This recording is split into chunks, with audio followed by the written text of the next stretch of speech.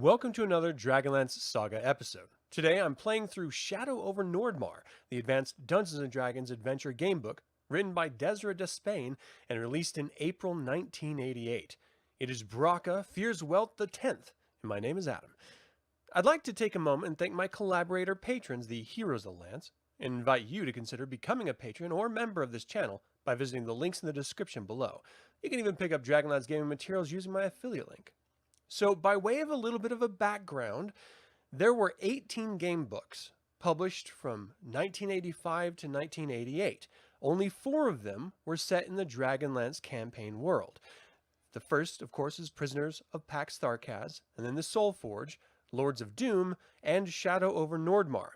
Now, I have done videos playing through the first 3, and this is the last one on the list. I have not beaten any of them, and I think the closest one I got to beating was Lords of Doom. I actually got down to where they were making draconians out of the good good dragon eggs. So this is supposed to be the most challenging of the adventure game books. There are like 26 possible endings. And it's actually 2 completely different stories within the same book, depending on the choices that you make. So there's a lot to kind of go through here. These books were initially titled Super Endless Quest Adventure books. On the 3rd book in the series, the title changed to Advanced Dungeons & Dragons Super Endless Quest Adventure game books. And then finally, they became the Advanced Dungeons & Dragons Adventure game books on the 4th book onward. It's weird that they would have it so completely different, but I do appreciate the design of the final 2 books over the first 2. It's just personal preference there. All right, so let's get into this game book setup here. I got my glasses on. I got my coffee next to me. I want to show you guys a sort of setup image there.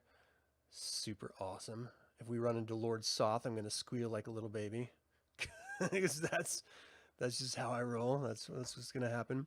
So, Shadows Over Nordmaar by Dezra Despain, cover art by Clyde Caldwell, interior art by Mark Nelson. I do really like this interior artwork, so let's see. Let's read this introductory bit just so that you guys understand the premise. In this book, you are, well, that's the problem. You don't really know who you are. At the outset of the adventure, you can't remember much at all about yourself or your background. All you do know is that you're a young man in your early 20s and a resident of the Kingdom of Nordmaar, on the continent of Ansalon, in the world of Krynn. You think your name is John, but even that's a little blurry. You're generally in excellent physical condition, except for the minor fact that you've just nearly been beaten to death by unknown assailants for unknown reasons.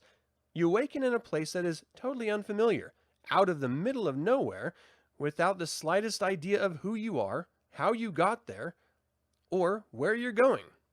A young female cleric named Lorena has brought you back to consciousness. She will accompany you as you attempt to discover your past and fulfill your forgotten quest.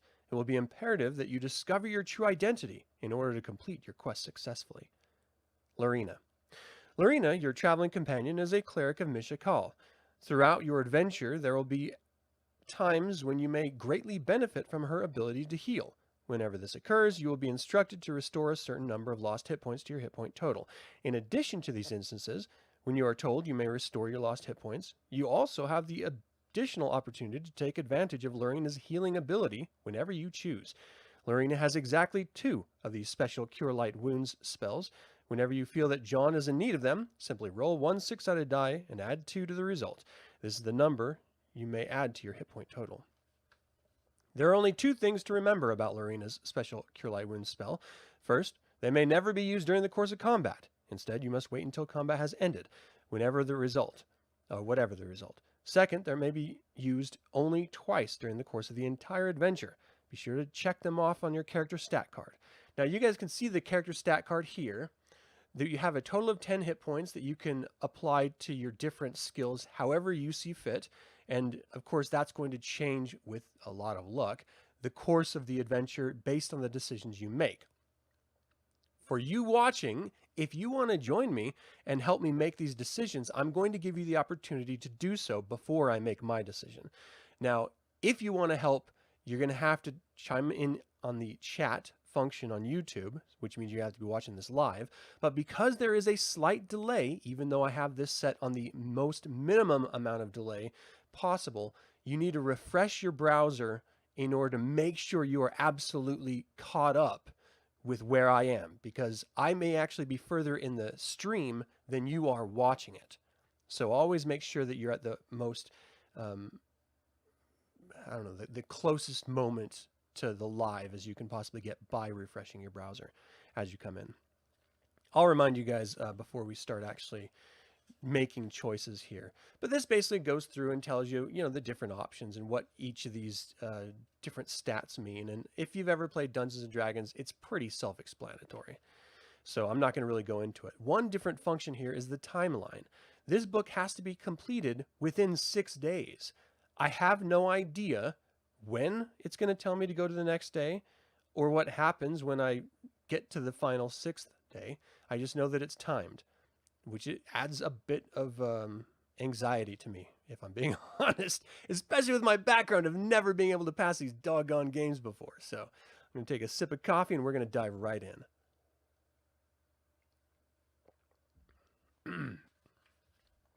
The cool pre-dawn air wafted over the young red dragon's wings, lifting it higher into the dark sky. The sun, still well below the horizon, was casting the first fingers of light onto the legions of clouds marching across the skies above Nordmaar. The dragon only had a short while to finish this sweep. Mile after mile of steaming moor swept beneath the soaring dragon. The great moors of Nordmaar were indeed vast, and not at all the types of place his kind preferred. Why in all of Krynn, he wondered, keeping a sharp eye on the ground below, would his dragon High Lord masters want anything to do with this land? Why, the only thing of any military value here at all was the partially rebuilt city of Valkenord, which the dragon High Lord Red Dragon Vanguard now held. But this was the third reconnaissance flight the young dragon has made over the eastern reaches of the Great Moors in less than 2 days, and he is still to see anything else of value. In fact, this great swamp could only provide hiding holes for any refugees of the surprise attack on Valkenord, none of which would be allowed to escape and warn the rest of Nordmaar. The young dragon, whose name was Seer, continued its flight, confused by the workings of the Dragon Lord Masters and only vaguely aware of what had transpired in this land in years past. The men of Northkeep, allied with the dwarves from the forested mountain range just beyond the western border of Nordmaar, had driven the High Lords and their dragons from their land some years ago. Now the High Lords wanted it back, claiming some long-forgotten treaty rights to the lands between the Great Moors and the Last Coast. Why? Just to control the Miramir, the Great Bay south of Nordmaar? Young Seer just could not reason it out, but the dragon did its duty just the same. The red dragon cast its far-seeing gaze northward. It could make out the fortress city of Northkeep, resting securely in the dim morning light. It snarled softly at the thought of the humans nestled within its walls. Soon, the dragon thought, soon they would all feel the withering heat of dragon fire. With this satisfying image in mind, Seer turned its gaze westward. Still enshrouded in mist and shadow, the distant mountain range this dragon sought would be all but invisible to normal eyes. But dragon eyes are truly magnificent, and Seer could see all that was needed. A power of growing evil loomed out there, a shadow within the shadows. It was a power the Dragon High Lord Masters wanted watched. Perhaps they thought to use it to their advantage during the coming invasion. Seer didn't know and couldn't really care less. Suddenly the red dragon's gaze was yanked back to the ground. Something lay at the edges of the fen below. The dragon dropped its right wing, arched its long body, and immediately turned about. In a second it was over the spot. Yes, there it was, down there in the small clearing between the birches and swamp. It was a human body. Seer dropped closer to the ground, curious at seeing a body laying out in the middle of nowhere and cautious lest the dragon be seen by any observers. Its presence and that of the dragon High Lords was not to be known until their entire plan was in place and the time was ripe. But a dead body, Still warm, according to Seer's infravision, was noteworthy. Seer would have to take it back to Valkenor to see if the masters could learn anything from it. More important, Seer thought, swooping swiftly towards the clearing, breakfast would taste good about now. My masters needn't ever know about the body at all. Suddenly, Seer's eyes were distracted, stung by the first piercing beam of the rising sun peeking over the eastern horizon. The dragon cursed and spread its folded wings to halt its descent. Too late for breakfast now, Seer thought.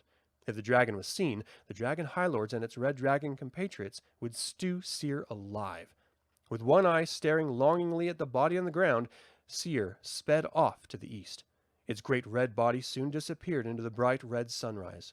Soon, Seer thought hungrily as it sped homeward. Soon. Turn to 84. I want to make sure of something really quick, that I didn't just jump in here. Start your adventure on page 13. Okay, and that was page 13. Okay, so it says to go to 84. Where is 84? Man, I got the worst headache, so I'm sorry if I'm jumping around with the reading here. A long, low groan escapes your lips unbidden. What happened? You moan as you shake yourself awake. Your tongue feels thick and dry. Your body bruised and sore. Protests as you struggle to sit up. Shh, a soft voice whispers. Firm hands force you to lie back down. Hold still for just a moment, and I'll have you feeling better, the soft voice continues. Smooth fingers gently caress your brow, slowly drawing the aches and pains from your body. You open your eyes, blinking against the morning sun. Above you kneels a young woman, her eyes shut tight in fervent prayer. She raises her face towards the heavens while silent words form on her lips. About her shoulders tumbles honey-brown hair, wisps of it blowing softly in the warm morning breeze. She apparently finishes and sits back on her calves, opening her eyes. The coolness of her blue eyes contrasts sharply with her warm skin. There, you should feel better now, she says. Her voice, as soft and soothing as her touch, trembles with concern. Whew, she sighs heavily. I thought I'd lost you there for a while. You were in pretty bad shape when I found you. Whoever beat you up did a thorough job. Her eyes flickered over your body, taking in your disheveled appearance. She looks at you quizzically, tilting her head to one side as if waiting for an explanation, but you have none to offer. Your mind is shrouded with a thick, foggy blankness that smothers your thoughts. When you don't reply, she asks again. My name is Lorena. I'm a cleric of Mishakal, but Her Grace, I've been given the gift of healing. What's your name? You stare at Lorena, your brows knitted. My name? You think thickly. You shake your head, trying to clear it of the dull throbbing that clouds your thoughts. Somewhere in the recesses of your mind you know you have a name, but for some reason it eludes you. Lorena, understanding at once, stands and moves to a small smoky fire pit still smoldering from recent use. I'm sorry, she says as she rummages through a dark brown cloak lying near the fire. I should have realized that you might need something to drink. Here. She holds a water skin out to you and smiles. Have some of this.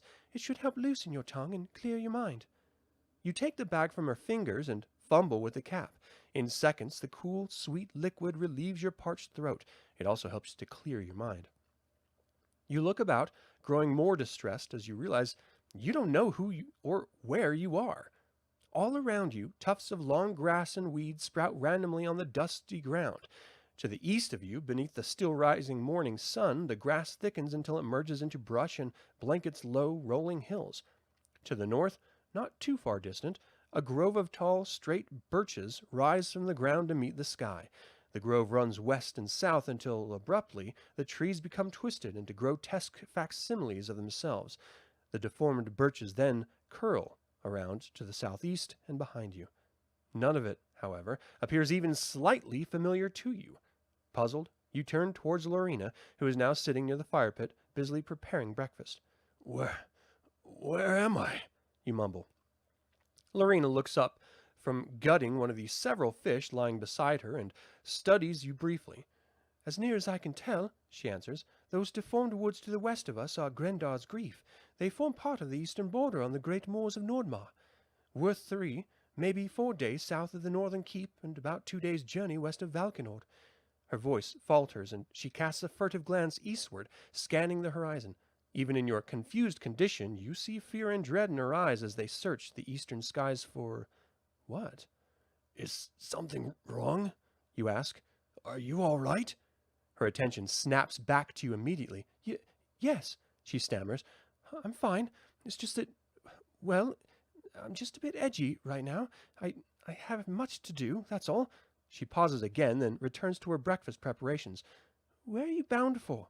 She asks, changing the subject. You cast a blank look at Lorena, puzzled that you don't remember where you are going.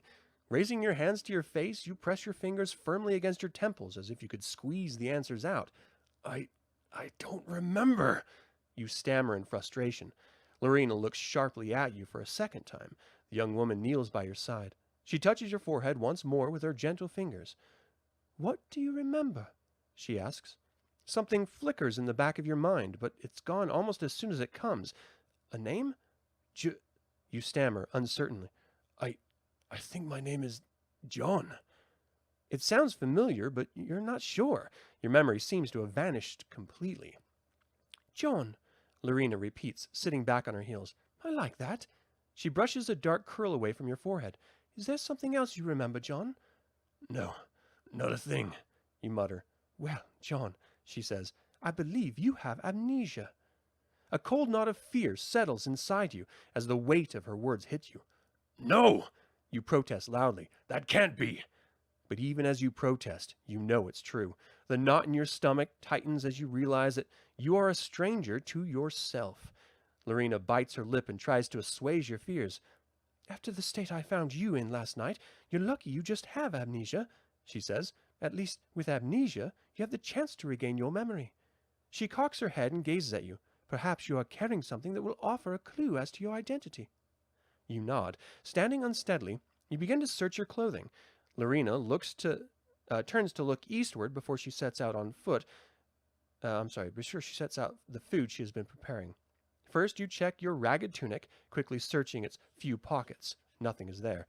Next, you beat the dirt off of your pants and check the 2 pockets there. Again, nothing. Whoever attacked you apparently took everything you owned. Finally, you pull off your dust-covered boots, poking an empty boot sheath that might have hidden a dagger. Still nothing. You slip the boots back on and stand once more, double-checking everything. Frustrated, you plop down on the ground next to Lorena. Nothing, you exclaim. I have nothing that gives the slightest clue as to who I am. Lorena mumbles something about learning how to cook someday and hands you a charred piece of fish. You don't notice, however. You're too concerned with who you are. Are there any hidden pouches? Lorena asks. She picks up a piece of hot, blackened fish from her plate, squeals in pain, and lets it fall to the ground. Not that I know of, you answer. Automatically, one hand pats your chest, then slides down over the tunic. Suddenly, you feel something, barely detectable in the hem of a tiny lump. You set your piece of fish down and excitedly rip the poorly sewn hem open. You see something poking through the opening. Deftly, you pull out a large black feather. As you continue searching, a long, thin pouch falls into your lap. You sigh. Neither seem likely to reveal your identity. You examine the large black feather. It hangs limp at the top, possibly broken inside of your tunic. The feathery part is all matted together. You try to smooth it out with a little success, then eventually you set it aside. You glance at Lorena. She shrugs her shoulders. The feather could mean something, she comments, though I don't know what. Let me see the pouch. Lorena removes the pouch from your hand, looks inside, and gasps. These are magical herbs, she cries, the most potent one I can find. I've only seen these once in my life. She looks at you with a mixture of awe and respect. There must be some great quest you're fulfilling. Maybe you're attacked because of it. Her voice drops. Or these herbs, she whispers, patting the pouch. Then she closes the pouch, apparently lost in thought. Her eyes drift to the east once again, and her brows knit. Suddenly she leaps to her feet, grabs your arm, and struggles to pull you to your feet. Come, she urges. We shouldn't be idling away precious time. These herbs are powerful, but the magical properties do not last long. You must find out who you are and finish your quest before the herbs become useless, and I must continue my own errand. Besides, Whoever attacked you knows you're here. They might be back. But, you begin, scrambling to grab the feather as Lorena pulls you to your feet. I don't have any idea what I should do, which way to go. You are surprised to see that she is nearly as tall as you are. Think hard, Lorena urges, fiercely intent. Look in each direction and think hard. Does one seem familiar somehow? Sensing Lorena's urgency, you stand rigidly and struggle to recall. You face to the east, trying to gaze beyond the grassy plains stretching out before you. Then you slowly turn to the south. Dark, malignant birches rise threateningly against the soft blue sky. As you turn to the west, you see more of the deformed trees crowding together, plus red, roiling clouds churning above the murky recesses. You close your eyes against their ugliness and turn to the north. A distant cloud of smoky haze rises beyond the tall, shimmering birches there. You turn to face Lorena, your mind a blank. Only your innate abilities and instincts can direct you now. Okay, so we're going to have an option here. It's a die roll. I would remind you to refresh your browser to make sure that you're caught up to the exact place that we are in the story here. Roll 2 dice and add the result to each of your skills. If the total is 11 or more in fighting, turn to 86. If it's 11 or more in wisdom, turn to 101. If you get 11 or more in stealth, turn to 177. If the total is 11 or more in any 2 or all 3 of these skills, you may choose which skill you want to use and turn to that section. If you receive less than 11 in all 3 skills, turn to 119. All right. Because we only have 10 points total, this is not going to go well. I just have a feeling. I need 11. Come on, baby. 11! So 5. I don't have 11 in anything. That sucks. Ah. Okay, so 119. Man. Better not be the end. I'm sorry. I just can't seem to make up my mind, you tell Lorena. Your hands sweeps the landscape as you mutter. It all looks so foreign to me. Lorena frowns. Then you just have to guess which way to go, she sighs. Take your pick. Which way? If you want to go east across the grassy plain, turn to 62. If you choose south through the grotesque trees, turn to 86. If you want to investigate the haze to the north, go to 101. Or if you think you want to go west toward the reddening sky, turn to 177. All right, what do you guys think? Should I go to the grassy plains, the grotesque trees, the haze in the north, or the reddening sky to the west? I'm going to take a sip and see if any of you want to chime in here. I have a feeling whatever I choose is going to be the wrong answer, so I'd much prefer to leave it in your hands if you want to join me. But if not, it's okay. Ooh, Mace Windu. Red sky. I like that. Anyone else have any ideas? Thanks for joining live, Mace. Appreciate you. All right. Red sky it is. Reddening sky is fine anyway. And west, in Nordmaar, heading west, that's towards, like, Dergard Keep, I think. Just scary, right? 177. 177. Jeez, where are you? The red clouds continue to swirl and churn above the dismal, grotesque forest on the edge of the moors to the west. Within their roiling billows, you sense something ominous, but even more, you somehow sense a great urgency to travel in that direction. I will go west, you say with more confidence than you feel. You must find out who you are, even if that leads you into the great moors of Nordmaar. Lorena turns sharply to face you. West? She exclaims. John, the moors are filled with all manner of monsters, and if you even think about entering Gendar's grief, you might as well just ask me to kill you now. She grabs your hand, pressing it with great urgency as she continues. Just as a side note before we continue, he hasn't once asked how she found him, what she's doing out here. Like, not one question. That would be the first thing I'd be asking. Like, who are you? You're a cleric of Mishakal? Okay, great. What are you doing wandering these hills? Kind of, a little piece of the story you might want to know. Anyway. To the west lies the domain of Drakart, a wizard said to be in league with the undead god Chemosh himself. No one goes there. You turn and stare at the young cleric. It's clear that she's frightened, Her warm brown skin blanches as she pleads silently with her eyes. Deep in her blue eyes is intense anxiety. Could it be that you're making a mistake in going west? You scan the western horizon again, hoping to get some indication that you are wrong in your choice. But as you stare into the unholy woods, the urgency you felt before flows through your body once more. Gently extracting your arms from Lorena's tight grip, you say firmly, "I must go west, Lorena. That's where I feel certain I'll find myself." Lorena bites her lower lip and gazes to the west. Her eyes faintly reflect the red hue of the tormented sky. Her brows knit in consternation, and she thinks about what you have said. Then her eyes travel eastward, and she searches the horizon that way too. Then, making some inner decision, Lorena states, "I will go too." She sets her mouth and looks at you. Although anxiety still shows in her blue eyes, her skin regains its normal color. Your eyes open wide. "You will not!"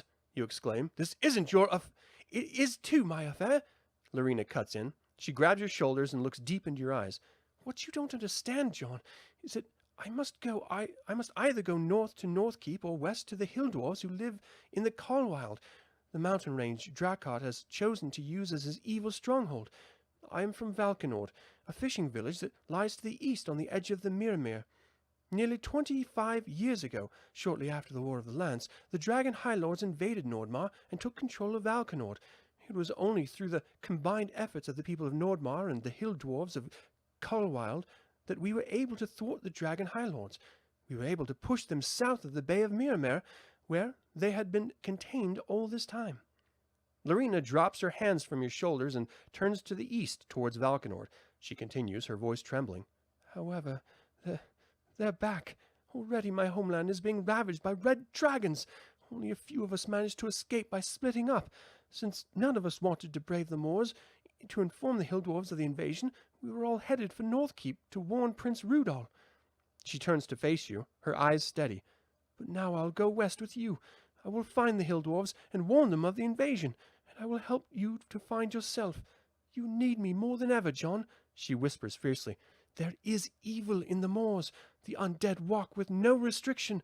They kill and eat with no compunction. Your living flesh will only remind them that theirs is dead, and they will seek to make you one of them. The only chance you have to come out of that place alive is with me, a cleric. I will not let you go alone."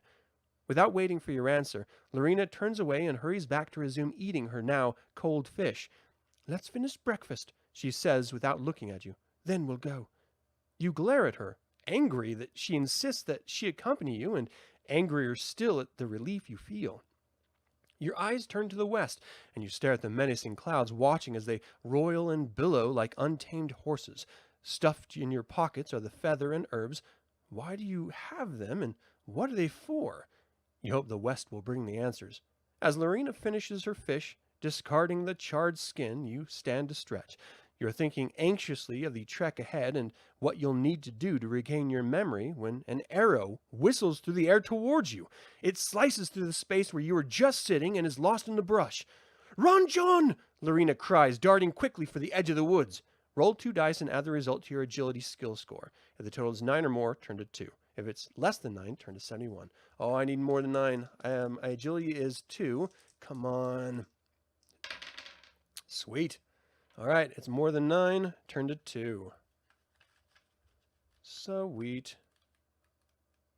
Someone's trying to pick me off, and I do not appreciate it. A bowstring twangs rapidly as you and Lorena dash toward a narrow wood in the western edge of the great moors.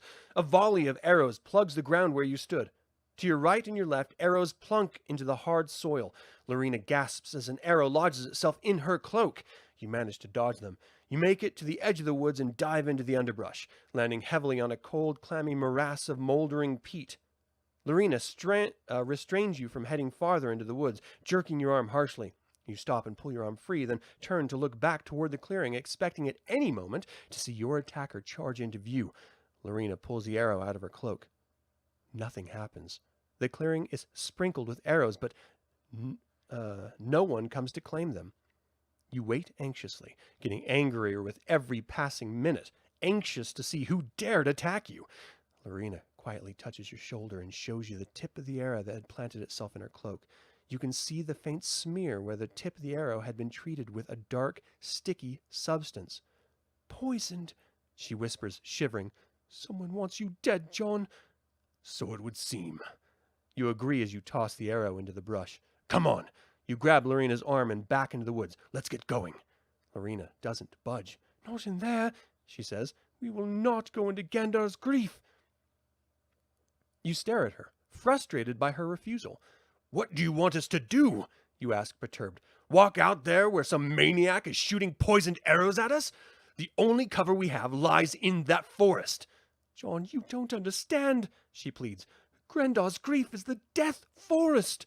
Seeing you confused, still angry glare, she continues. "At the time of the cataclysm, Grendar, a powerful and miserly wizard, built his home in these woods. To keep intruders out, he devised a powerful, complex warding spell to cast on this entire forest. Unfortunately for him, the day he cast the spell was also the day all Krynn shook with the cataclysm. His concentration wavered in Mind Spell, and the power he had thus far conjured escaped, creating utter chaos. The trees, once tall and shimmering like those to the north, twisted and warped into the grotesque things you see now. Even worse, when he entered the forest, he never came out again. Minutes in the forest could mean hours, even days outside the forest. But Grendar didn't know that, and within days he died of old age, or so it's believed, for he was never seen again." Entering Grendar's grief appears to be just as deadly as walking back out into the clearing. It's all a matter of choice. You can either leave the questionable protection of Grendar's grief and die by poisoned arrows, or you can dare Grendar's grief and die of old age. What do you guys think? This is a crappy... You can die or you can die. Crappy options. Make sure you refresh the window to make sure you're caught up with me in the feed here. But should I brazenly walk out into poisoned arrows, or should I brazenly walk into the haunted wood? Oh, man. We're going to exit that wood, and it's going to be like the end of Army of Darkness, where Ash is just standing in front of like a complete desolate landscape. That's going to be us. Now the timeline in days makes sense. Oh, Mace. Oh, Mace. All right. I mean, it's as good as option as any, I suppose, right? All right, let's do it. Let's do it. Dare Grendar's grief. Page, or 97 is where we go. 97. Oh, 95. 96, 97. All right. Caught between poisoned arrows and death in an enchanted forest, you opt for the forest. The unknown is always more exciting, you reason, and if you have to die, you might as well die of old age, even if that comes tomorrow. You turn and ask, "How deep is Grendar's grief?" I really don't know. It could be more than an hour's walk, if there was no curse, that is. Lorena stares at you. "John, you can't really be thinking of going in there." You don't answer. "John, no, I refuse to allow it." You grab her hand and pull her into Grendar's grief. She quits struggling as the thick darkness settles heavily around you. The misshapen trees, shrouded in obscure blackness, throw grotesque shadows into the air. Long, fingery limbs dangle listlessly in your face, and deep from within the belly of the woods, you feel more than hear a low throbbing pulse, like the sound of a heartbeat. "The life stealer," Lorena whispers, pulling herself close to you. "Stealer, stealer, stealer." The words echo in front of you, then behind you, pounding maddeningly. You cast furtive glances about you, expecting to see some creature or evil jump out at you, but nothing happens. Huddled together, you and Lorena silently make your way deeper into the forest. Turn to 113.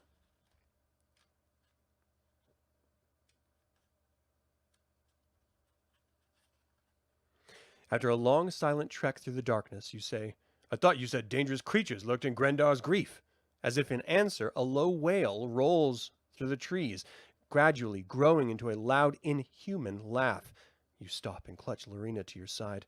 The laugh changes to a cold, cackling voice crying, "More! More guardians for my forest! Come, little ones, Come meet your new playmates!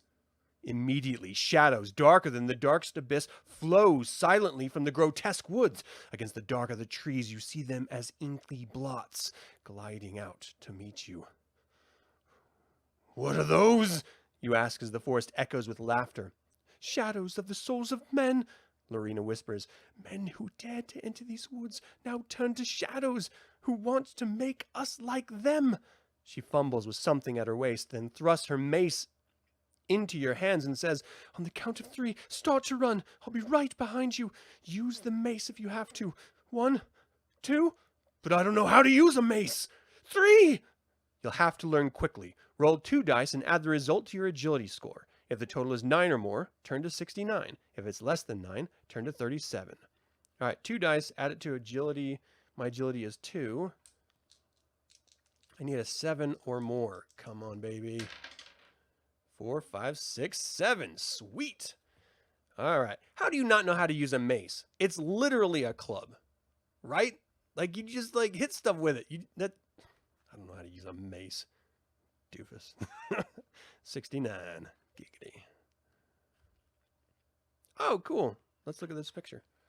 So I'm trying to get this. It's all backwards here. Those are the beasts coming at us. Sweet. All right. As you begin to run, the shadows advance towards you. Suddenly, Lorena raises a round, glistening object in the air. The meager light reflects from it. Immediately, the shadows retreat, repelled by the magic in the symbol. You see an opening in the inky black shadows and run toward it, with Lorena following. She continues to hold the symbol high above her head. The forest sparks with tension. The dying heart beat pounds with excitement as you run. Then, with no warning, a shadowy figure steps in your way. You twist with cat-like agility to avoid bumping into the thing. Then, whirl and swing the mace. The weapon slams into the creature's chest. Though it utters no sound, you feel its agony echoing in the air. Lorena! You shout. You hear footfalls behind you as she rushes to catch up, and you shout, Careful! She hears your shout and twists around in time to flash her warding device at the creature you just struck. It writhes in agony and melts into the shadows. Grabbing your hand, Lorena pulls you through the darkened woods. The cackling voice echoes once more. Glide, my little ones! It screeches, laughing. Make the intruders one of you! It is the voice of Grendar! Lorena managed to gasp. You nod your head and squeeze your hand. Her hand. Together you manage to evade the shadows that pursue you. Lorena turned them with her warding symbol, you bashing any that get by her. The unholy laughter turns to rage, and you realize you're nearing the edge of Grendar's grief. Stop! It rants. No one escapes my forest! Stop! The voice shrieks pitifully and dies in the distance. Suddenly, you burst out of the tree line into the open. You're free at last of Grendar's grief. You emerge in the darkness of night. Overhead, 2 of Krynn's 3 moons shine brightly over the great moors. Lorena collapses to the ground, and you follow, gulping down the stale moorish air and relishing every bit of it. Before long, your breathing slows again, and you sit up. For some reason, your fingers on your left hand begin to tingle. Absent-mindedly, you scratch them, but the tingling persists. You ignore it and look out over the great moors. Your heart sinks. Even in the dark, you can feel the bleakness that spawns from the barren land. Far to the distance roil the red, billowing clouds you saw earlier. Lorena sighs. From one evil to another, she whispers, and you shudder. Turn to 170. Sweet. 170.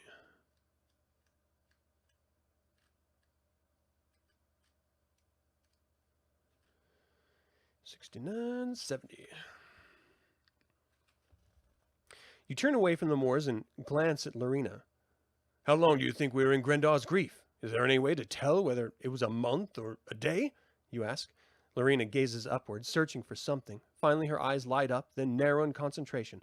Pulling you close, she points to a configuration of stars and says, There's my goddess, Mishakal. You nod, looking at the constellation she's pointing at. She draws an imaginary line across the heavens to another batch of stars. And over there is Paladine, warring with the Dark Queen. Lorena turns to you. Misha Karl is in almost the same place as she was the night I found you in the clearing. Either we've been gone a whole year, or even several years, or we've only been gone a couple of nights." She pauses, then continues. "Let's look at the herbs and see if they're still useful. That should tell us." You pull the herbs out of your tunic and carefully examine. After careful examination, Lorena declares that they're still magical. Both of you heave a sigh of relief. At least you haven't lost a whole year. But how much precious days have slipped by while you're in Grendar's grief? You are too tired to care. Lorena volunteers to take the first watch. You no sooner lie down on the cold ground than you fall into a deep sleep. To determine how many days you lost while you're in Grendar's grief, roll one die. If the total is 1 or 2, mark off 1 day on the time track. If it's 3 or 4, mark off 2 days. If it's 5 or 6, mark off 3 days. Then turn to 103. Oh crap, now I want to run low. Okay, 1 die. Okay, give me a 1. Give me a 1. Come on. 1. Son of a... 3 or 4 is 2 days. Yeah, right. It's been 2 days. Jeez. 103. Your sleep is troubled by disturbing night visions. Arrows fly at you from every quarter. You dodge and duck frantically, but to no avail. You slump to the ground, arrows sticking out of every part of your body. Wait, what? Oh. You slump to the ground, arrows sticking out of every part of your body. Suddenly, a headless, faceless shadow, your unseen assailant, stands over you. Chuckling in the darkness and the deep rumbling voice, you relieved when Lorena finally wakes you to take your watch. Oh man, I'm having a hard time focusing here. Yeah, it kind of does, except it's got some weird cackling jackass in there. Let's see. You pull yourself into a sitting position as Lorena hunkers down beside you. "If you need my help, wake me," she says as she closes her eyes. Suddenly, you feel uncomfortably alone. Your eyes quickly adjust to the ethereal light from the moon above, and you become one with the stillness around you. You scratch nervously at your finger, glancing occasionally at it to see if a rash has appeared, but you see nothing. Shadows move and writhe in the distance. Ghostly figures seem to float across the horizon, only to disappear when you squint to see them better. The ground undulates softly, almost as if a living essence moves beneath it.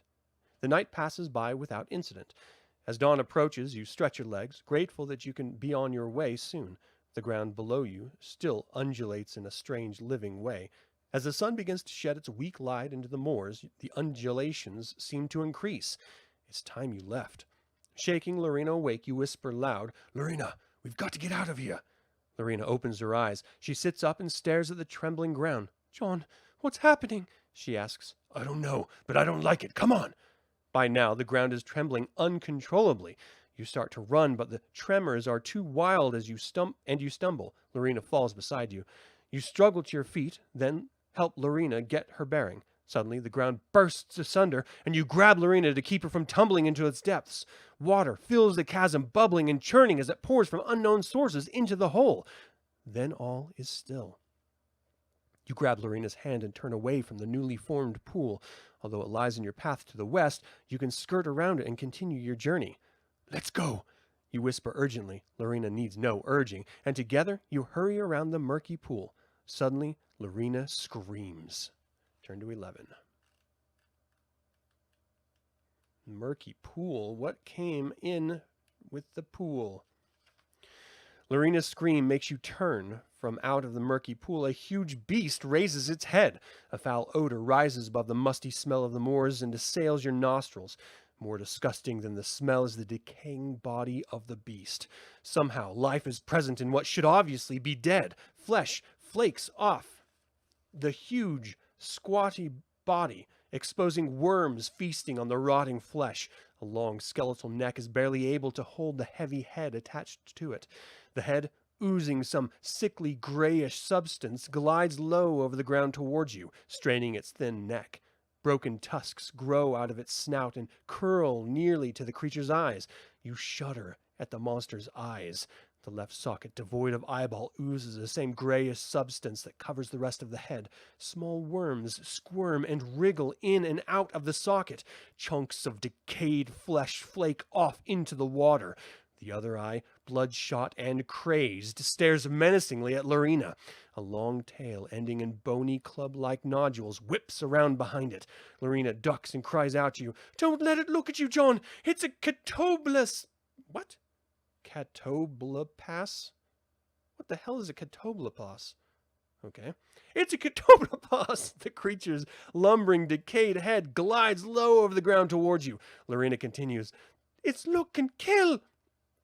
The head suddenly whips in front of you, and the catoblepas rivulets its one eye on you. You try to dodge its deadly gaze. Roll 2 dice and add the result to your agility score. If the total is 8 or more, turn to 148. If it's less than 8, turn to 93. All right, I need 8 or more. We're doing agility again. I have a 2. If I knew this was so agility heavy, I would have done more agility stuff. All right, come on. I need 8. So I need a 6 or more. Sweet. Shoot, no problem, man. I can dodge eyeballs all day. 148. I've been dodging eyeballs since I was a kid. See, dodgeball is practice for dodging eyeballs. With incredible agility, you leap away from the stinking head of the catoblepas.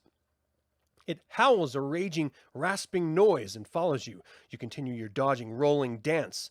All the while, your left ring finger burns intensely, but you ignore it as the snake-like tail whips around and strikes at you again. You raise your hand instinctively to ward it off. Turn to 54. 54. You cower behind your upraised hands, realizing that they are little protection from the lashing tail. Suddenly, a beam of searing red light sizzles outward from your left hand, striking the beast square in its face and melting the decayed flesh. The acrid stench of burned flesh fills the air. The catoblepas rears in agony as red fire consumes its face, which flakes off in ashes before your eyes. The flame sizzles and crackles its way down the neck until it reaches the body, where it continues to consume the creature. Lorena rushes to your side and huddles next to you as both watch in horrified amazement. With the last of the creature is consumed, the ground below you begins to tremble and shake, and you grab Lorena's hand. You grab Lorena to keep from falling. The ground pitches and rears as the pool closes, then all is silent. All you are aware of now is a slight tingle in your left hand. Roll 2 dice and add the result to your perception skill score. If the total is 9 or more, turn to 189. If it's less than 9, turn to 163. All right, I'm clearly a magic user. Perception, and I need a 9 or more. My perception is 2, so I need a 7 or more in this roll. Come on, baby. Come on. Snake eyes? Man. I got a bad feeling about this. 163. Snake eyes. 163.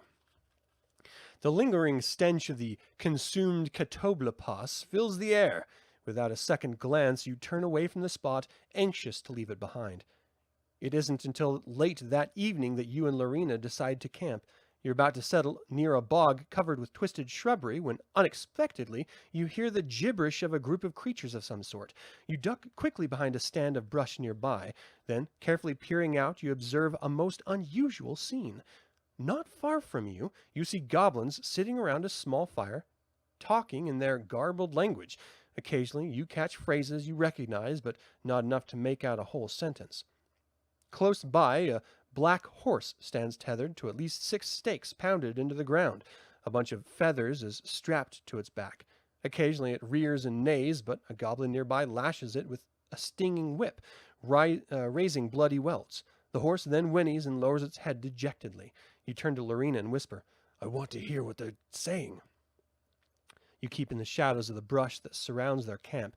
Unfortunately, Solinary shines bright in the night sky, making cover difficult to find. You flit almost naturally from shadow to brush, dodging moonbeams. "John!" Lorena rasps through the darkened night. "Don't!" But you ignore her. You're more interested in finding a way to steal their horse. Oh shit, look at this. It's a freaking black pegasus. How awesome is that? I bet that's my pegasus. All right, let's see. Roll 2 dice and add the result to your stealth skill score. If the total is 8 or more, turn to 106. If it's less than 10, turn to 155. That's weird. It's not the same number. Okay. So 8 or more, and my stealth is 1. Shh, Nike. All right, come on. 8 or more. 6, 7. I got it 7. Gah! It's less than 10. Turn to 155. Dang it. See, this is where my curse comes in. 154. 155. You sneak among the brush on the bogs, hoping to get close enough to hear the goblins. Unfortunately, Solinary shines high and bright in the night sky. Thanks a lot, Solinary. Jeez. Illuminating the bogs and making it hard to find shadows to hide in. When you dash from one small mound of moss over a large clear space to another small mound, the goblins spot you. An intruder! One cries and draws its sword. It can't be, another protests. We're promised safe passage by Drakkart. Guard the Pegasus, yells another. 2 goblins run to the horse while the rest scramble in your direction. Realizing you have no weapon, you race back to Lorena, who crouches behind the bushes a good 50 feet behind you. Lorena, you cry. They know we're here! Yeah, now they know Lorena's here, doofus. You hear soft cursing just in front of you, and suddenly Lorena stands up. Here! She shouts, tossing you her mace. We'll have to fight! Lorena pulls out her whip. Dang, this girl, she's got a whip. Deftly catching the mace, you spin around. Your eyes pop open as a score of furious goblins charge toward you, waving their swords frantically in the air. Lorena, that actually reminds me of a scene from The Black Cauldron, when they're all like chasing after the kid. Lorena runs to the left, whipping any goblin that comes near her. Her tactics draw half the creatures away from her, but you're still faced with the other half. Roll 2 dice and add the result to your fighting skill score.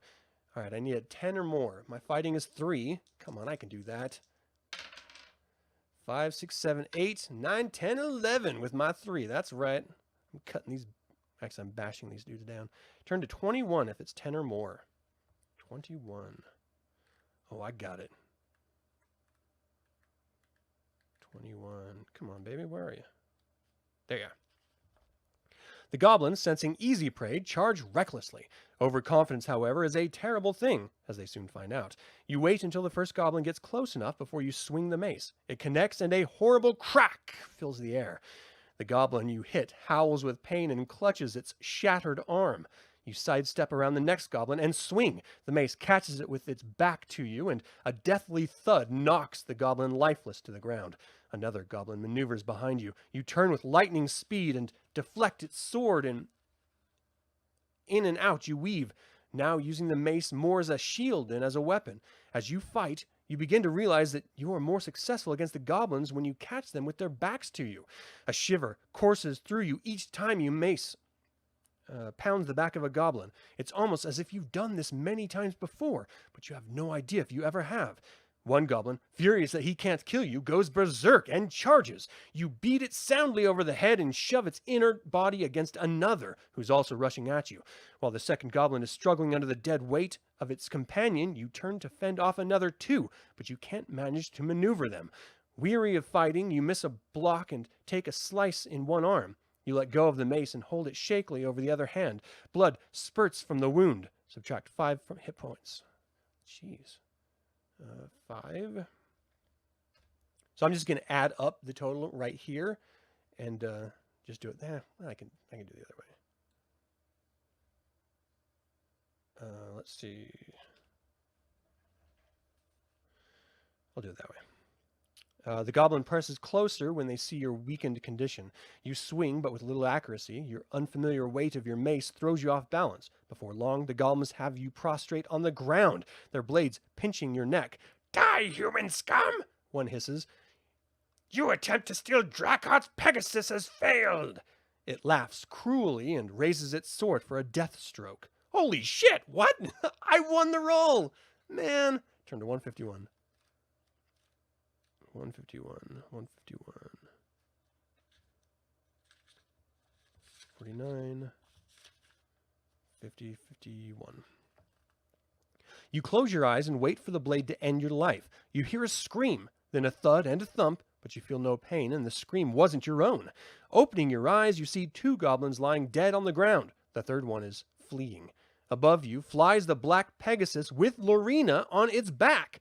There is a flutter of great wings, and the magnificent beast lands beside you. "Hurry, John!" Lorena urges. "Get on back, before the others get here." You scramble to your feet and mount the pegasus in front of Lorena. What happened?" you ask, amazed at Lorena's sudden appearance on the pegasus. The horse launches itself into the air as Lorena explains. "When I realized we could escape on the pegasus, I lured the goblins toward it, hoping to be able to free it," Lorena exclaims. "I cast a holding spell on the 3 guarding the pegasus. With my whip, I disarmed 3 others who were chasing me. That scared off the rest, and I had time to get the net off the Pegasus's wings. Once free, he tore the stakes out of the ground and started to attack the goblins from the air with his hooves. They didn't last long after that. He let me mount him, and, well, here we are." You sigh with relief. "You don't know how grateful I am that you came when you did." Lorena squeezes you. "I can imagine," she replies, "but, there's only one thing wrong." She clears her throat roughly. "What's that?" you ask, holding tight to the mane of the pegasus. "Heights make me sick," she mumbles weakly. You hear a small coughing sound from behind you. "John," Lorena whispers weakly, "I'm sorry." "That's all right," you reply. "Next time, just find a better place to toss your dinner."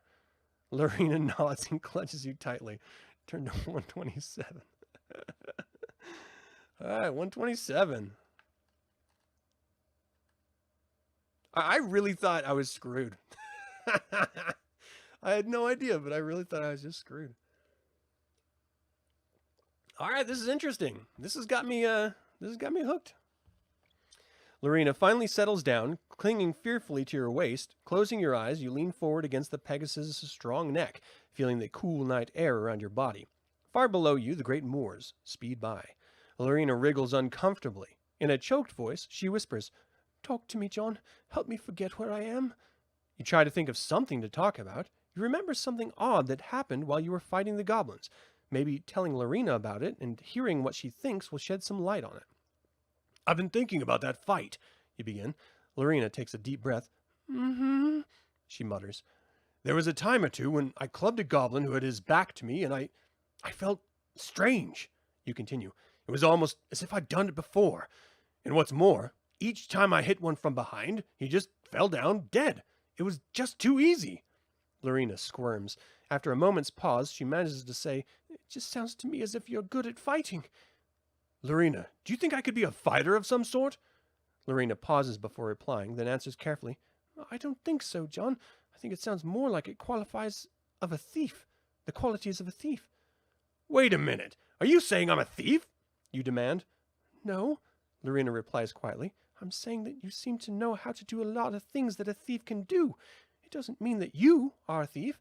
Lorena squirms again. "John," she mumbles, "I'm going to try to sleep. Maybe that will settle my stomach. Please make sure that I don't fall. Please?" You nod your head. You've got a lot to think about. Contrary to what you think you should feel, you're rather pleased with the idea that you might be a thief. You've probably led a very full and exciting life. In fact, it's probably because you're a thief that you're even going to Drakart's castle. That's probably a lot of jewels and riches there, just ready for taking. And who knows, perhaps the herbs and feather were things you stole from someone to help you ply your trade. You close your eyes and dream of jewels and treasure and fabulous tapestries that will make you rich as a king. Subtract 1 day from the timetable on your character stats card and turn to 40. All right, another day. We're halfway through to 40. A thief. But I did shoot a dude with my finger, right? That happened. Is there a ring on my hand? I don't remember it saying I had a ring, just that it itched.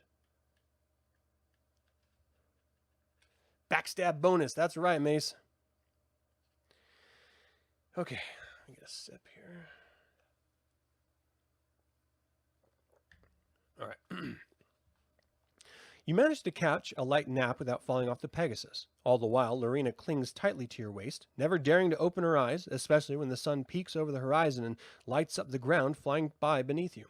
Already the moors lie far behind you. Ahead loom great towering cliffs overshadowed by dark roiling clouds. In contrast, the grass below blows quietly in the wind. You breathe deeply in the cool morning air, and Lorena stirs behind you. Lorena? Hmm? Lorena mutters. Where do you think we're going? I don't know, she mumbles, then twisting behind you, she asks, Do you want me to find out? Can you? You ask incredulously. I think so. You hear her mutter strange arcane words. All of a sudden, she breaks out into a loud whinny. What the? You start to exclaim, but immediately the Pegasus whinnies back, cutting off your words. For several minutes, Lorena converses with the Pegasus in its own language. Finally, she clears her throat. He says he's taking us to the nearest village. Unfortunately for him, it's directly below the mountain where Drakkart lives. He says it's the least he could do for someone who saved his life. Drakkart planned to turn him into an undead steed. He's deeply grateful to us. You nod your head. Lorena snuggles up to your back, sighing deeply. John, don't ever take me flying again, she mumbles, swallowing hard. You chuckle. And she's the one that chose to ride it. This isn't our fault. It's not long before you spot the village in the distance. Soon the Pegasus starts his descent. Lorena clutches you tightly, muttering prayers to her goddess. The Pegasus seems to stall in the air momentarily far outside the village, then glides in for a smooth landing. You help Lorena off the beast and wave goodbye as it takes off and roars off to the south. Thank goodness that's over, Lorena mutters. She plops to the ground and puts her head between her knees. You look around as you wait patiently for Lorena to gain her composure. Nestled innocently below the cliffs and churning clouds lies a small village surrounded by a high wall. Rounded rooftops peek out over the wall. You've been watching for several seconds when a large burly figure steps out through the gate in the wall and runs his palm over a long blade in his hand. Strapped in his back is what appears to be a huge bow, though at the distance you can't see clearly, so you're not certain. His eyes scan the horizon until he looks in your direction, then stops for a moment as he stares, apparently straight at you. Suddenly, he's gone. Apparently, he stepped back in through the gate, though you didn't notice. Something about the figure gives you chills. Soon, Lorena is on her feet and by your side, and it's time to decide what to do next. You can either enter the village, despite your uneasiness about the figure you saw, or you can bypass the village and head for the cliffs. If you decide to enter the village, turn to 162. If you decide to investigate the cliffs and search for Drakkart's castle, turn to 171. All right, make sure that you've refreshed your browser to make sure you're caught up with me. But yeah, should I go into this village, or should I go check out the cliffs? I think the fact that that dude with the bow peeked at us and then like jumped back in means if I go in the village, there's going to be a fight. However, you never know. So, what do you guys think? Village or cliffs?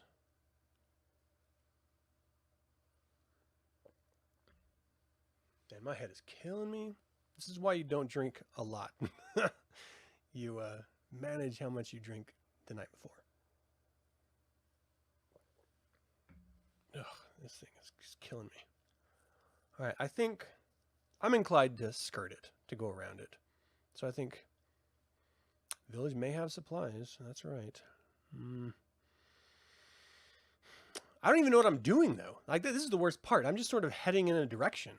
I don't know if I'm trying to get supplies to do something, or if I mean, clearly the village is going to give me information, though, right? Maybe it'll help boost my memory.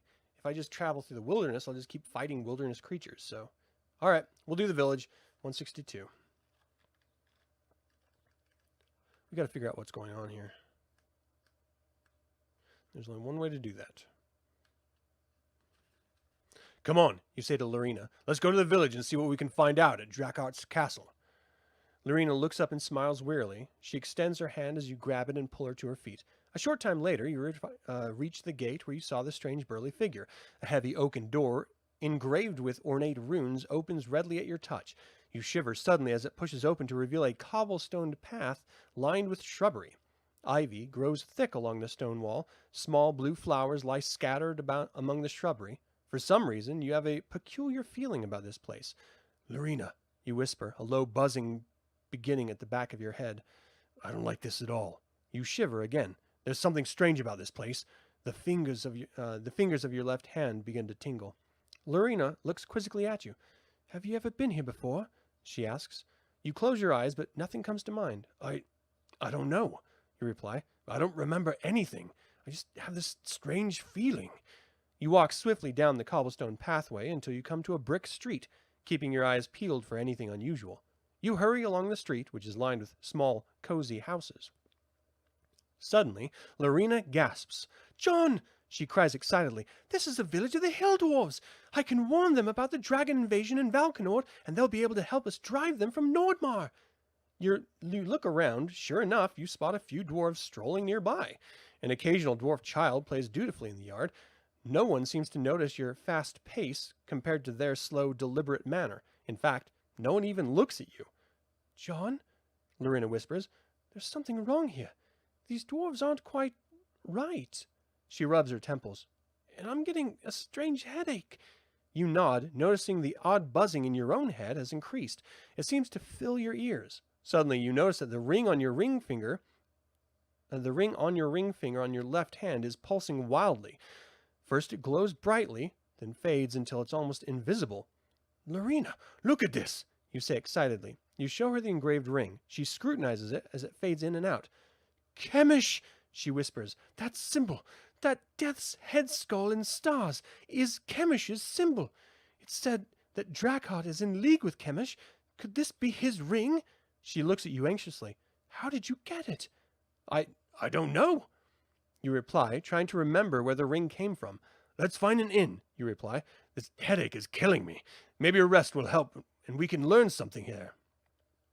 You round several corners until you find yourself in what appears to have been the center of town. A large fountain with mold growing down the sides grace the center of the brick-laid streets.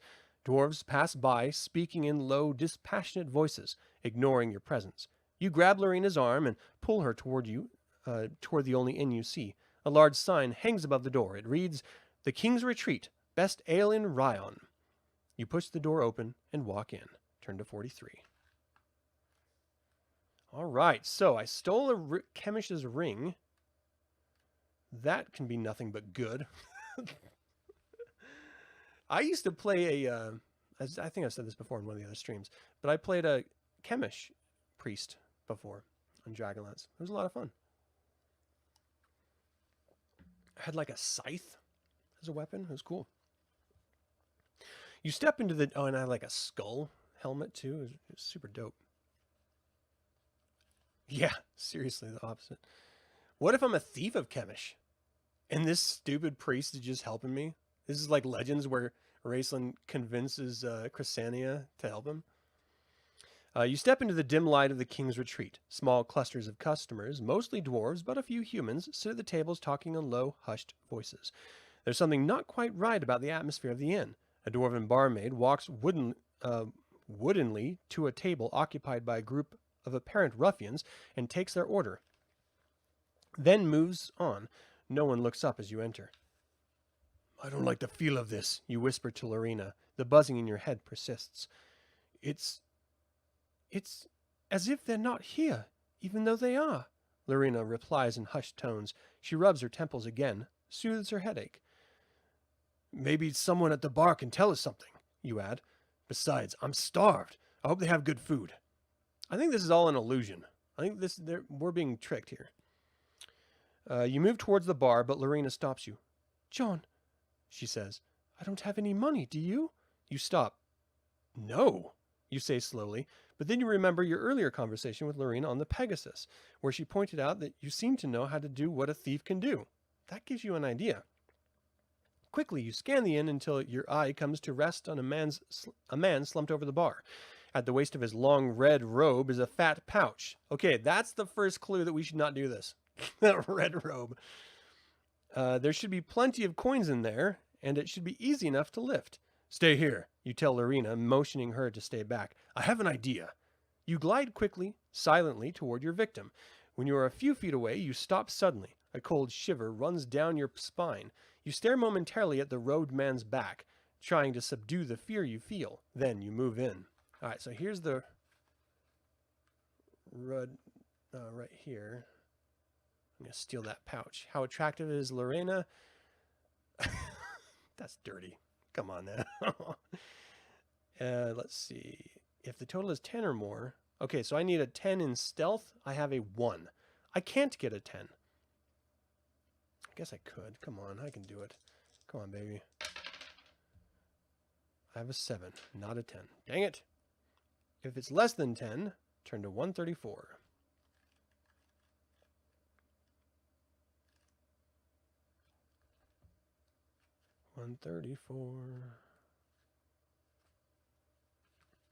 Silently, you sneak up toward the red-robed figure and flex your fingers, ignoring the strange buzzing that fills your head. Your hand reaches out and slowly, carefully, you reach out and grab the pouch. As you do, your fingertips inadvertently touch the man's waist. What the devil? The man sits up suddenly. You drop the pouch and whirl around yelling, "Run, Lorena!" And together the two of you hurry out of the inn. "Hey!" the red-robed figure yells. "Come back here!" But you keep running as fast, at a fast pace, and soon the inn is far behind you. "What were you trying to do?" Lorena asks accusingly when you finally slow to a walk. "Well, you thought I might have thieving abilities," you reply, lowering your head rather sheepishly. You continue. "I thought I'd check it out." "I failed." "I should hope so." Lorena glared at you. You sigh, depressed. Softening her expression, she says, "I'm sorry, John. You took me by surprise. I forgot for a moment that you're still trying to find who you are." Yes. Well, it didn't work." You press your temples, annoyed at the strange buzzing that's continued to build since you entered the village. Lorena nods as she watches you stroke your temple. "You feel the buzzing too, huh?" "Ever since we entered this village, my head's been pounding. John, I don't like it here. Something's not right about the way the people act. It's as if they're in a trance of some sort." You watch a dwarven man and woman walk by. Even though they look at each other, their eyes look cloudy and seem to focus on something far away. You shudder. "John," Lorena whispers, "I'm not feeling very well. My mind feels like it's being scraped from my brain." You stop suddenly. Lorena's metaphor describes what you feel perfectly. It feels as if your mind is being scraped out of your brains. Grabbing Lorena, you look into her eyes. "What's wrong?" she mutters. Deep in her eyes, the same cloudy gaze the dwarves had begins to appear. "You're turning into one of them!" you exclaim. You wrap your arm around Lorena's waist to keep her from falling. "Lorena, the village is enchanted. We've got to get out of here." You pull the cleric reluctantly along beside you. "Hey, slow down," she pleads. "It hurts my head." You ignore her pleas. The pounding and buzzing in your own head is steadily increasing, making it difficult to run. You've got to get out of this village before you and Lorena are trapped by the enchantment. Suddenly, Lorena slumps to the ground. You pick her up and hoist her over your shoulder. Stumbling through the streets, you finally come to the cobblestone pathway. You race to the gate and pull it open, then you stumble through the gate into the fields beyond. Quickly, you get as far away from this village as you can. As you do, the buzzing inside your head recedes, and the pain eases. Finally, weary of your ordeal, you drop to the ground and pass out. Turn to 63. Jeez. All right. I'm out of coffee. I've been going over an hour here. Let's see here. Oh, right. Mace. It said 63, right? Man. Stretching your arms wide, you open your eyes. Low on the mountains, the clouds continue to roil in turbulence. You notice the buzzing sound in your head has stopped as you sit up. Lorena stretches lazily behind you, then blinks her eyes against the afternoon sun. "John?" she mutters. "What happened?" She sits up suddenly, remembering. You glance at the peaceful-looking village beyond the stormy clouds. "The village is under a spell of some sort," you reply. "We're almost fell under its enchantment." Lorena gulps and shakes her head. "What am I going to do now?" she asks as she stares at the village. "I was planning to warn the hill dwarves of the invasion." You smile sympathetically. "I'm sure there are other dwarves around here you can talk to," you reply, hoping to cheer her up. She sighs. "You're probably right," she replies. Then she looks up at the mountain and the strange clouds. "Drakkot," she mutters, shuddering. "He's the cause of it." She glances at you. "Are you sure you want to go up there?" "Is that where his castle is?" you ask, following her gaze. Lorena nods. "Where else?" "Then that's where I must go." "I wish I could talk you out of it," Lorena says. You sigh. "So do I, Lorena. But I have to go there. I've got some herbs and a feather, and I don't know what they do. And I've got a ring, his ring, that keeps fading in and out for some reason. I feel that once I find out why I have these, then I'll find out who I am." "I hope you're right," Lorena answers. "It just seems so dangerous." You stand and help Lorena to her feet. The two of you plod through the grassland until you come to the base of the craggy mountain. Up close, it looks far more formidable than it seemed from a distance. Turn to 115.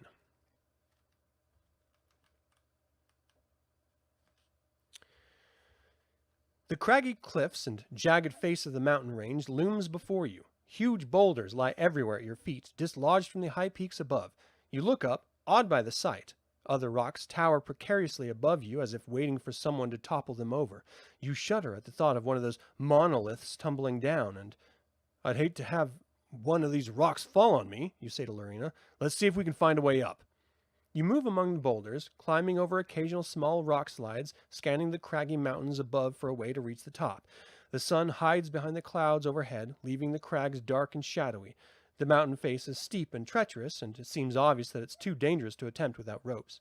You're about to tell Lorena that you'll need to find ropes somewhere when she calls, "Look, John, a passage!"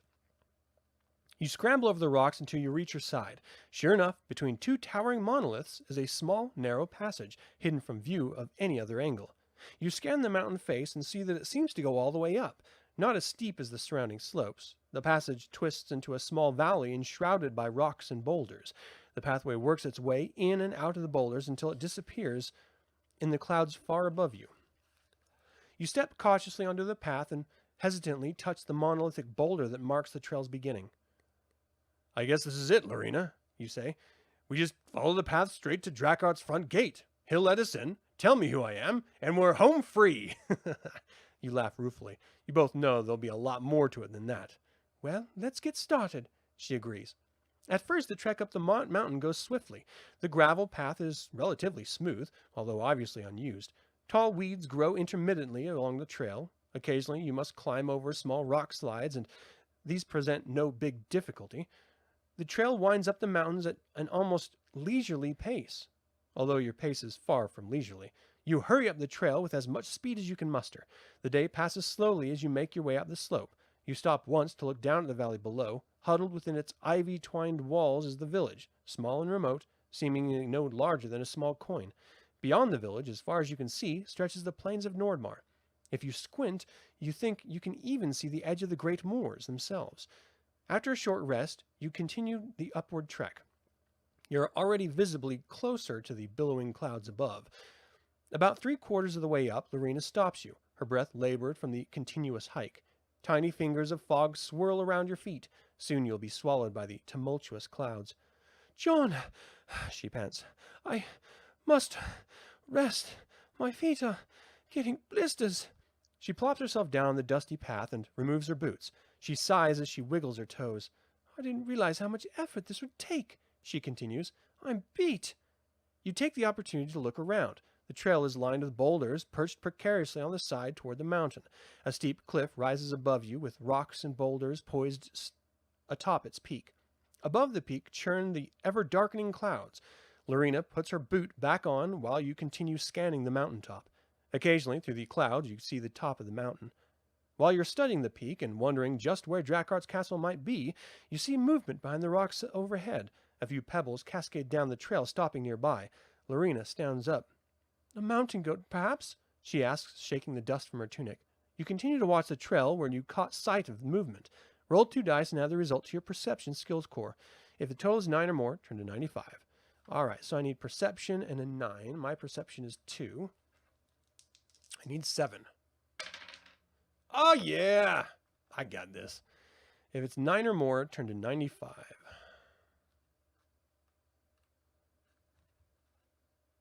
Oh, cool. Look at this. Looks like we're going to have a cliff. I mean, a cliff.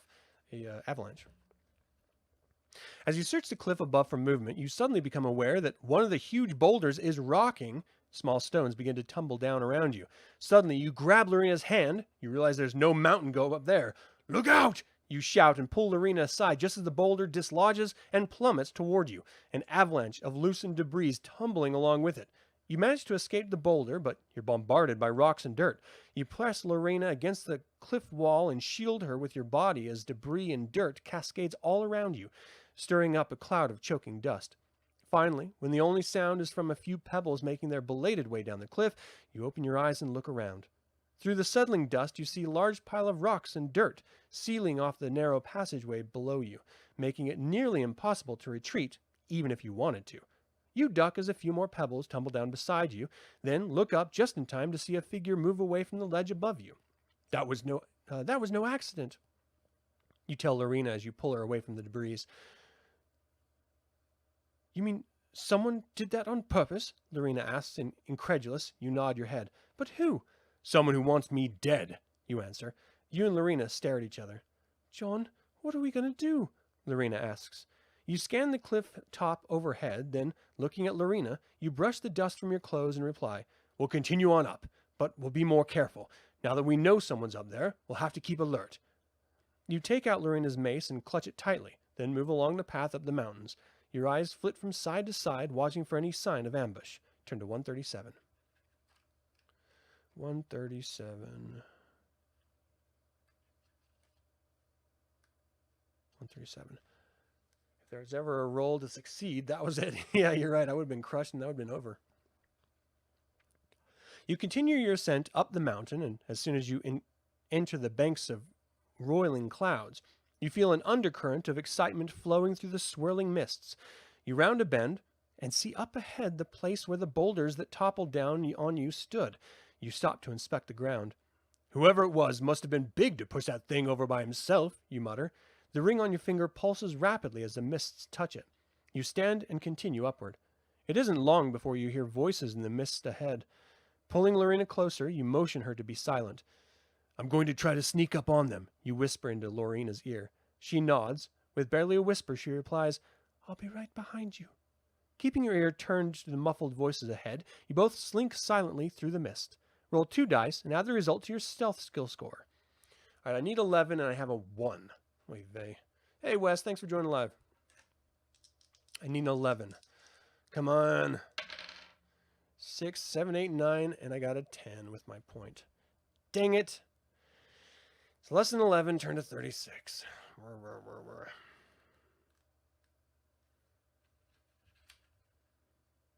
36. You and Lorena move swiftly over the rocks, making sure to keep your heads down. Suddenly, a small rock dislodges and clinks against the other rocks as it rolls down the mountain. You stop and hold your breath, but the voices continue, drowning out the noise from your rock. Just when you think you're safe, you step on a small mound of rocks. Your weight is too much for them, and they crumble beneath you, making a loud rumbling sound. A deep voice cries out, Who's there? Instantly, a giant of a figure leaps on top of the boulder beside you. Dressed in a heavy leather jerkin and leather pants, he glares down at you. 3 livid scars angle down his cheek and across his mouth, making him appear lipless. His nose bulges from having been broken many times. His eyes hide behind large bushy eyebrows. On his back is a crossbow. In his hand he wields a sword. You realize instantly that he's the same man you saw at the gate of the village far below. Mists swirl around his head and feet, making him look like a figure out of a nightmare. Then, from out of the mists behind him, a woman appears. Only it's not a woman. Nature has made some sort of horrid mistake, for although it has the upper torso and a head of a woman, the rest is the form of a vulture. The bird-like figure hovers wildly above your heads. A harpy! Lorena shouts as she drops to the ground.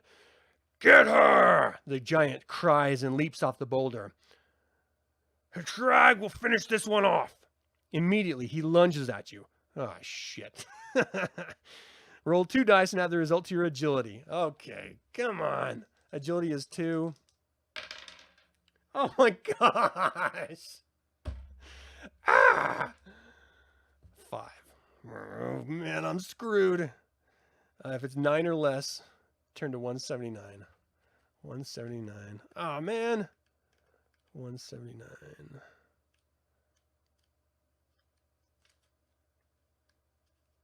179. You know, I've never fought a harpy in the game, in Dungeons and Dragons, ever. The only time I've ever seen a harpy is, I think, Jason and the Argonauts, maybe? I think you're absolutely right, Wes. As the giant leaps at you, you sidestep, but you're too slow. He nicks you in the shoulder with his sword, already balancing precariously on the mountainside. The blow is enough to make you lose your balance. Waving your arms wildly to try to keep from falling, you start to topple down the mountain. Your head bashes into rocks and your body rolls over scrub brush. You flail out with your hands, trying to grab something that will stop your uncontrolled tumble down the mountain, but nothing is there. You hear Lorena scream above you and heavy footsteps coming down the mountainside behind you. A deep voice cries something about a ring, but you have no time for anything but trying to save your life. Roll 2 dice and add the result to your perception. Okay, come on. 8 total with my perception. And I need 11. If it's less than 11, turn to 102. Oh, I'm so screwed. I am so screwed. 102. Oh, this is... God, bad feeling about this. You can't stop your pell-mell slide down the mountain. You're hammered mercilessly against the rocks. You grope for something that might stop you, but feel nothing. Suddenly, your body starts to bounce off the edge of a cliff. Ah! Scrambling for hold on the ledge, you miss and go over the edge. For a long time, you plummet through the air with the wind rushing by you. The mountainside speeds by as you hurry toward the ground. Fear squeezes the breath from you, and you can't even scream. If you could remember your life, you're sure it would be flashing before your eyes right now. All you can do is watch the ground rushing up to meet you, crushing the life out of you. Go back to the beginning of the book and try again. Well, shit. They said it was a difficult book. Like the most difficult of all the other 4 Dragonlance ones. So I'm going to chalk it up to that. I literally fell down a mountain and off a cliff and got crushed from falling. Well, that is Shadow over Nordmaar. Oh my goodness. Thank you guys for tuning in and helping me out through the course of this. I'll have to do another playthrough and see if I can actually do something other than die in this book. It's pretty awesome. It's like being electrocuted and thrown over this Senate window. At the Senate window. Okay. Good times. That's it for this episode of Gaming Dragonlance, Shadow over Nordmaar. What did you think of the game book? Have you ever been a fan of the Choose Your Adventure style novellas? And do you have a favorite? Lastly, what do you think about the AD&D mechanics used in the game book? Feel free to email me at info@dragonlance-saga.com or leave a comment below. Thank you for tuning in. I'd like to once again invite you to consider becoming a patron or member of this channel, and you can pick up Dragonlance gaming materials using my affiliate link. All the links are in the description below. This channel is all about celebrating the wonderful world of the Dragonlance Saga, and I hope you'll join me in the celebration. Thank you for watching. This has been Adam with Dragonlance Saga, and until next time, Slanjavar.